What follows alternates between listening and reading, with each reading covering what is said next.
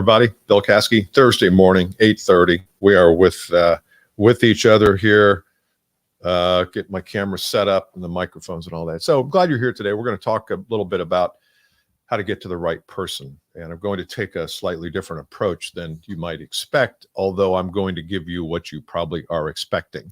A couple things. We just launched our $1 Million Seller Program. It's already started. You can get in at any time. 12 digital modules plus group coaching. The whole idea of it is to help you exponentially scale your business through, if you're a professional salesperson, VP of sales, CEO, founder, creator, anybody who is in charge of or has wants to increase their customer acquisition flow. And it's really a lot about income and how do you leverage your current ideas and content and talent. And it's $297. It's a 12-week program, 12 modules plus coaching. And that is already launched. So make sure you join it. $1 Million Seller, BillCaskey.1milliondollarseller.com. Okay. So I want to talk to you today a little bit about this idea of how do I get to the right level? You know, whenever I am, and by the way, you can leave a comment. We are on Facebook, YouTube, LinkedIn, and maybe 10 others. I don't know. Whenever you are trying to get to another level inside your prospect company, I know it happens all the time. It's one of the biggest challenges that sales professionals have, or anybody who's in pursuit, especially in large companies. There's never a clear path to who's making the decision here and who's influencing that decision and who's signing off on the decision. And, you know, we went through this thing in the 80s and 90s of last millennium where we talked about there are foxes and there's sheep and there's goats and there's all these animal metaphors for the type of person. And I always found that to be kind of insulting. Are you a goat? Yeah, greatest of all time. No, goat, the person who pulls back and never wants to do anything. But the point is that there's all different people who you need to be aware of in the decision process. And so we typically have talked about, well, how do you call higher? And that's what I refer to it. How do you call higher? But it's really more than calling higher. It's calling on the people who are influential in the decision that to buy or not to buy from you, or to solve or not to solve the problem. That's really what you're looking to do, is you want the perspectives of all the people. It's not just about getting to the next level, because then you just sound like an amateur salesperson. Then you're trying to vault over people who, quote, don't matter to get to the people who matter. Well, that's insulting, isn't it? So I want to take a little bit different spin at this and say the fact is that you are calling on a company trying to engage, make a deal, sell, whatever, solve a problem, offer a solution, and there's people involved that you may know and you may not know. And so the point is, how do we get to the people, the right people at the right time to make this sale? But I'm going to take a different stab at it here. And rather than giving you 3 things to do, I am going to give you a couple things to do. But I want to start with kind of the original foundation of any kind of coaching or training. And that is, you first have to admit there's a problem. If you're in Alcoholics Anonymous or Narcotics Anonymous or any of the self-help addiction programs, they will always say, step 1, admit that you had a problem and that your lives and you were powerless to the problem. You had no control, no influence over the problem. I find that when people come to me, whether it's a VP of sales or an individual comes to me and says, hey, I've got this problem, they're almost halfway to the solution. When you admit the problem, you're well down the path to fixing the problem. If you never admit it's a problem, and by the way, I have talked to older sales people who have been fairly successful in the field. They never even think about who makes a decision, who influenced a decision. They don't think about that. It's just not on their mind. So the fact that you're listening to this and now I've entered it, I've entered the evidence into your mind, boom, it's in there. Now you're going to be more conscious of it. But you at first have to admit it's a problem. And until you admit it's a problem, you're not getting to the right people inside the company. Your brain is not going to be able to organize the things that need to happen to get there. So here's an example. Let's say that I have a program that's $5,000 and I think it needs to be $10,000. And so I say to myself, Bill, you have a problem. And I admit, oh yeah, I've got a problem because that course should be 10, it's 5, and it's not. I can't continue to support the way I want to support at 5K. It needs to be 10K. And so I've just admitted I've got a problem. I've admitted the nature and extent of the problem. The nature of the problem is what are all the things around the problem? You know, the fact that I can't serve people as I'd like, or that people aren't getting the value they need to get out of it to justify 10K. The extent of the problem is more the money. And if I don't fix this, it's going to be a problem later on. So it's the nature and extent of the problem. Once I do that, and once you do that with this problem of I'm not calling on the right people, your brain will automatically go into organizing mode. Our brains are awesome problem solvers. But until we admit we have a problem, the brain can't do anything. The brain is not there to find problems. The brain is there to fix problems, cause problems. Sometimes our brain causes problems. It's there to fix problems. I'm not going to get into all the limbic system and thyroidic system and cerebellum and prefrontal cortex. That's all, somebody else can do that. Andrew Huberman can do that. What I'm telling you is that if you can identify problems you have in your business, this being one, but I'm sure there's more problems in my business. Once you identify them, your brain goes to work to organize solutions. So in my case, I might say, look, I need to get this from 5K to 10K. My brain might start saying, well, what are others doing? What are the other, competitors doing? I might go down the path of, well, how much value is it? Is there more value at 10K than there was at 5K? How much value are people really getting out of it? What are some stories that you can tell that, this person raised their income $100,000 a year for only 5K? But my brain will start to ask those questions, because once it's faced with a problem, it will start to solve the problem. The way it solves a problem is it will do research. So the thing here is that you have to ask yourself the question, is me not calling it the right level a problem? And if it is, I want you to state the exact nature of it and the extent of it. Talk about how much money you might be losing or not earning because you're not talking to the right person, and allow that to drive a solution.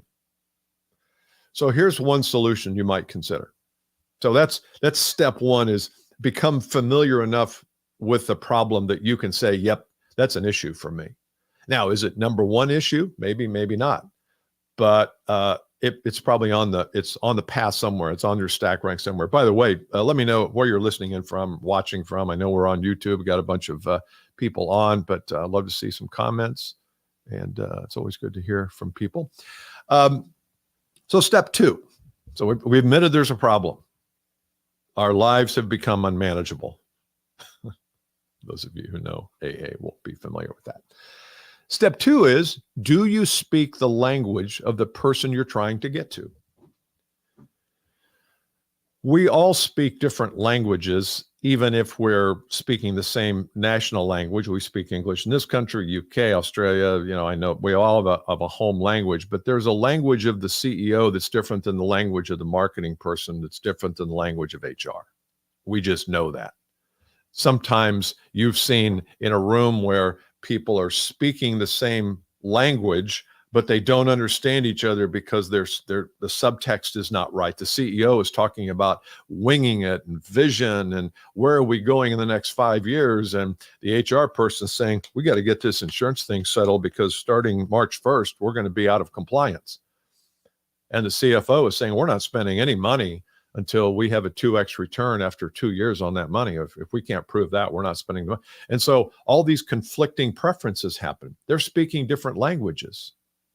So what language do you speak? If you're trying to get to the CEO, let's just say that in your business, you get stuck somewhere down inside the company and you need to find a way up to a VP level, a C-suite, a CEO, whatever, you decide. Are you speaking that language? If you got in front of them, if you even ever got in front of them, and I know you do, but on a regular basis, can you speak the language? Do your questions to an HR person sound different than your questions to a CEO? I would hope they would. I think they should be very different questions. And the same with a CFO. So are you fluent in the language of the person you say you want to get to? Because if you're not, I can give you all the moves in the world to get to them, but when you get there, you're going to fail because you're not going to speak their language. And then they'll say something like, you know what, I'm glad you came in, Philip. I appreciate you coming in. Hey, Greg, nice to see you, Fort Myers, Florida. Jealous. Uh, I'm glad you came in. I'm going to pass you down to Greg. Greg's our HR person. He can handle it all. He makes the decision anyway, even though you know it's a lie. He makes a decision anyway. No, he doesn't. But you're telling me that because I'm not speaking your language. So it's easier for you, if you're in sales and you're not speaking the customer language, for me to get rid of you. Because I don't have the time or the energy to translate from what you're saying to my world. It's exhausting. It's exhausting. Have you ever been approached by a salesperson who just pitches and pitches and pitches and talks and talks and talks? Hopefully you don't do that. I'm sure you don't. And it wears you out. It wears you out. I have. I hope I don't wear people. Maybe I'm wearing you out right now. We're wearing you out right now. But you don't, step number one, don't wear your prospect out. Don't create a situation where they're so exhausted by you that they'll get rid of you. No one's ever exhausted by talking about themselves. And if you're inquiring to their issues and their circumstances, their dilemmas, their problems, what they're trying to accomplish, what extent this problem is weighs heavily on you, they will talk about that for a long time. I've watched it. But the instant you start babbling is the instant it becomes difficult to follow, especially if your communication is not clear. So step number 2 is, do you speak the language of the person fluently that you want to call on? So just think about that. Think about the 3 different levels, and are you speaking their language? And if you're not, figure out a way to speak their language. You can even go on ChatGPT or Claude. We use Claude.ai, I think, and ask the question, what are the top 10 challenges that CEOs have right now? And it'll pop back 10 challenges. I'm going to a McKinsey webinar here in a couple of weeks. They're going to be talking about the top 10 CEO challenge. I have to be up to date on those. Now, they're going to be talking about CEOs that I typically wouldn't call on, $1 billion. I'm not, that's not my market. Maybe it should be, but it's not. But I'd like to know, what are CEOs struggling with right now? Because it could be that they're struggling with the exact thing that I can help them with. But if I'm not positioning it properly, I'm not speaking their language. So that's step 2. Understand your cohorts and what language they speak. And it's the language typically of problem resolution. Here are the problems and here's how we're going to resolve it. That's what I mean by the language. Then come up with your questions. Come up with a question bank for each of the different people that you might be calling on. Okay? All right. Number 3 here. Number 3 is create something that speaks that language. Create something for them. Here's an example. One of my clients in one of my high achiever mentoring groups realizes that they don't often get in at the right level. They don't start at the right level. They get called in at the lower level, and then they have to work their way up, which is difficult. It's the old, I've got it written down here, it's the old start there versus get there mentality.